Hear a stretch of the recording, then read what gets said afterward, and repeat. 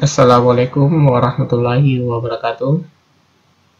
Halo anak-anak, apa kabar semua?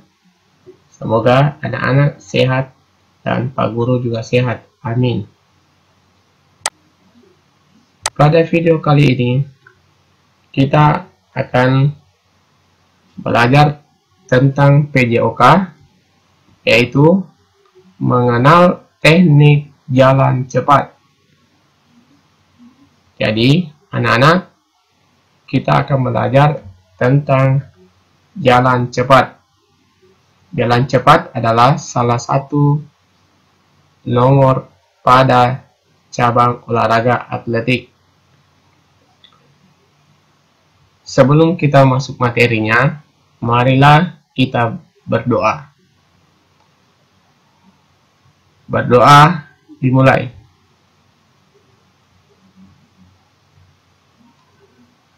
Berdoa selesai. Baik, kita masuk materi. Sejarah jalan cepat. Jalan cepat pertama kali pada tahun 1912.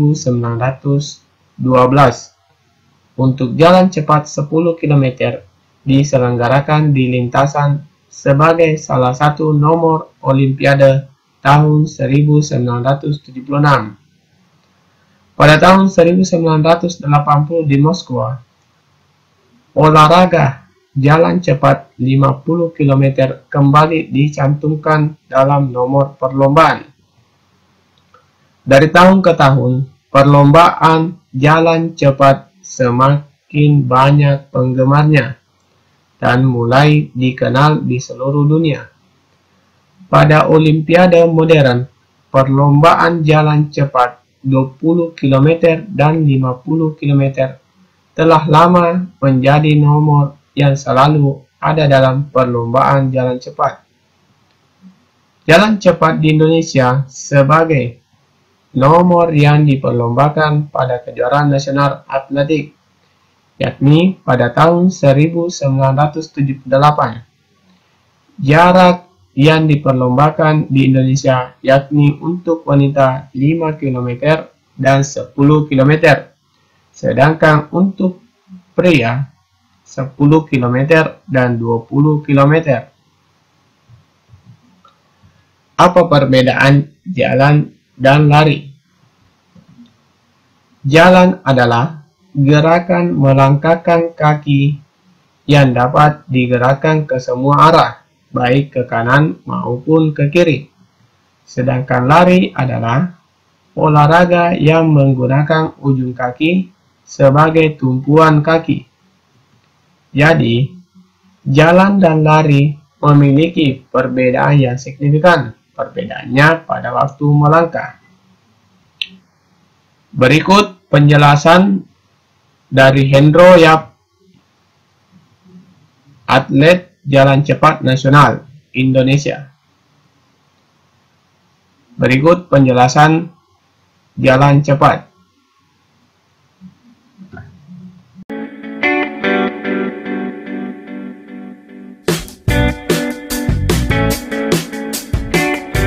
Dalam jalan cepat itu sebenarnya mudah saja. Setiap orang bisa melakukan segala gerakan jalan cepat. Tapi dalam jalan cepat itu kita harus memperhatikan beberapa aspek seperti dari tekniknya, peraturannya, bagaimana melatihnya, itu harus diperhatikan. Perbedaannya dalam di lari itu ada saat kita melakukan melayang dan saat kita melakukan lutut bengkok. Dan di saat-saat momen itulah yang tidak boleh dilakukan pada jalan cepat. Dan peraturan karena di jalan cepat itu ada dua peraturan, yaitu tidak boleh melayang atau lost contact sama sekali, tidak menginjak tanah. Yang kedua adalah lutut bengkok. Saat sebelum kita memulai jalan cepat, itu kita harus melakukan namanya pemanasan, stretching.